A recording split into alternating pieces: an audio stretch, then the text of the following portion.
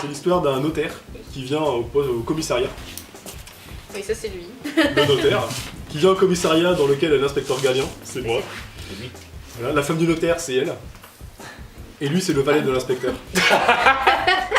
Ah, lui, c'est. Non, c'est Mercier, C'est Mercier. un autre adjoint. Il nous manque Belmont. Qui C'est devrait le être valet. là. Et donc, ce notaire vient au commissariat puisqu'il a été témoin d'un meurtre. En fait, il a trouvé le cadavre d'une jeune fille de 8 ans. Voilà. Ambiance. Et donc, voilà. Et il se trouve que c'est le deuxième meurtre d'une jeune fille, et qu'à chaque fois, le notaire était pas très loin. Donc, l'inspecteur a des doutes, en fait, enfin, s'interroge, et il y a des éléments dans le dossier, en fait, qui sont suspects. Ce qui fait que, voilà, comme le dit l'inspecteur, de témoin, le notaire devient suspect. Et donc, il est mis en garde à vue, et toute la pièce, finalement, ça va on va dire, se résumer en cet inspecteur qui essaye de confondre le notaire et de lui faire avouer qu'il aurait tué ces deux petites filles. Pourquoi garde à vue? On va commencer par là, et après j'expliquerai l'adaptation en fait. Garde à vue parce que ça vient de mon choix initial de rendre hommage à Lino Ventura. Voilà, puisque Lino Ventura a fait un film qui s'appelle La 7ème cible, dans lequel il s'appelle Bastien, et ce film ayant été diffusé un peu avant ma naissance, mes parents qui aimaient bien Lino Ventura s'en sont inspirés pour m'appeler Bastien. Ah, chasse. Voilà, donc je voulais rendre cet hommage une fois dans ma vie au moins à Lino Ventura.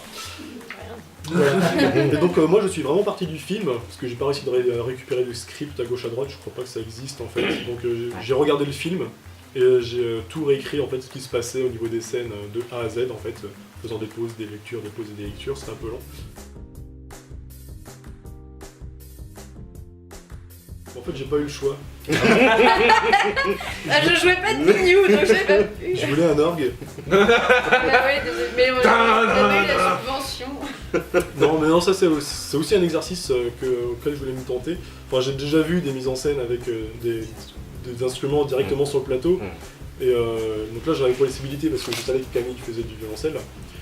Et que je trouve que c'est une mise en relief juste.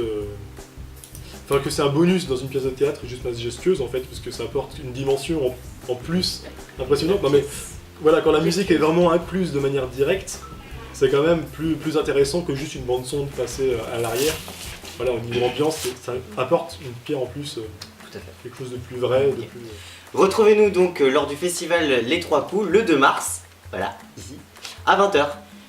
Vous pouvez aussi venir nous voir le 23 mars au Festival de la création universitaire à l'espace culturel Saint-Serge. Et nous serons aussi le 26 mars au Plessis-Massé, le samedi après-midi. Et enfin, le 30 mars, en amphibazin à l'Université catholique de l'Ouest pour la cérémonie de clôture du Festival des Trois Coups à 20h. Et voilà. Salut.